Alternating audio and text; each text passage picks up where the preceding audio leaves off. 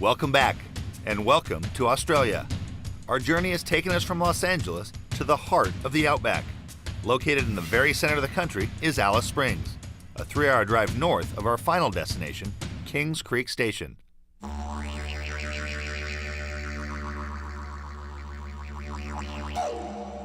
Some places are so rugged, so severe, and so fierce that they simply command your respect. And quite often, so do the people who choose to live there. Our next guest, Ian Conway, is one such individual. One half Aboriginal, 100% Australian, he's the owner of Kings Creek Station, an amazing 800,000-acre ranch that's smack dab in the middle of Australia. And right now, Ian's about to take us on a guided tour of his working cattle and camel ranch. That's right, Camel Ranch. I've been in this region, which is southwest of Alice Springs. It's just north of Ayers Rock, or Uluru as the Aboriginals call it, most of my life. About 45 years in this area. So I would probably know, particularly my part of the country, better than anyone else. And I would even say better than any other full-blood Aboriginal.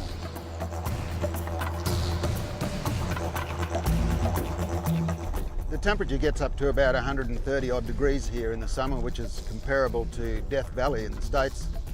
And you know, a lot of people say what keeps you in a place like this. It's many things, but even though it's isolated, you don't feel isolated. It just brings the gladness out in you as soon as you sort of get away from any sort of civilization.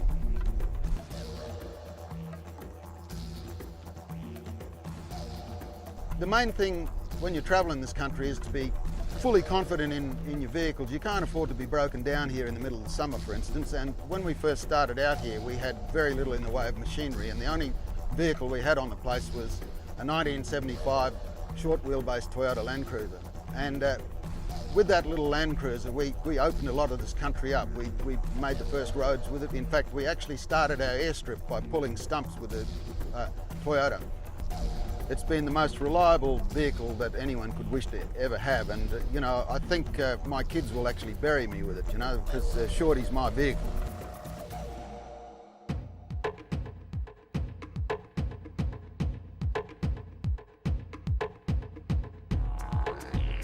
Australia's the only continent or country in the world where we have wild camels, and it all started back in 1840, and since then the camel herd has risen to what they tell us today, about 1 million wild camels in Australia, and they say that the population will double in about 8 years.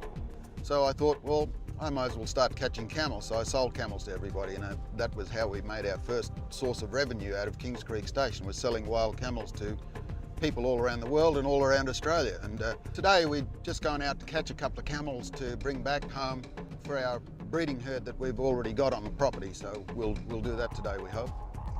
We should run onto quite a few camels today, and there'll be quite a bit of action.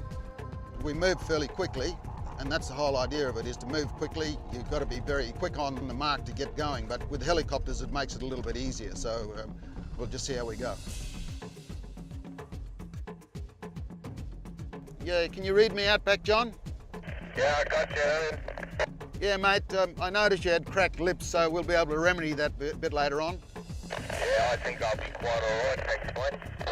No, we'll get you to kiss a camel on the arse. You won't lick your lips anymore. That's a good antidote for it, isn't it?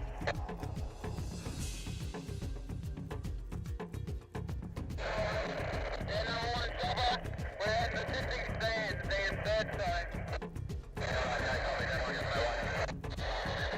Yeah, he's got a big mob now coming into shifting sand, so we're pretty, it's only 10 to 8. Geez, it's going to be a good day.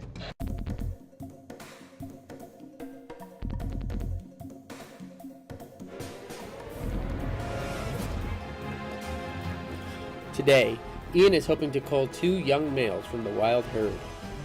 He uses them at his ranch for breeding purposes, but these 2 wild bulls will also offer Ian valuable information about the health of the local camel population.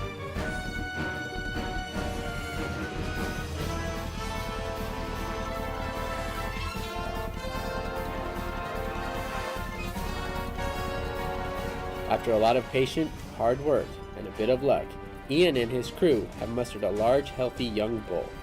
Normally, in the wild, his prospects would be uncertain at best. But at Ian's ranch, he'll have plenty of food and shelter, not to mention romance. Hey, very tame now. Very tame. I'll be able to ride him to Alice Springs shortly. You right now? We'll have to give him a name though, won't we? I reckon Chocky. There you go, Chocky. There we go. There we go. Up next, we go one-on-one with National Geographic photographer Randy Olson in the Australian outback when Test Drive continues.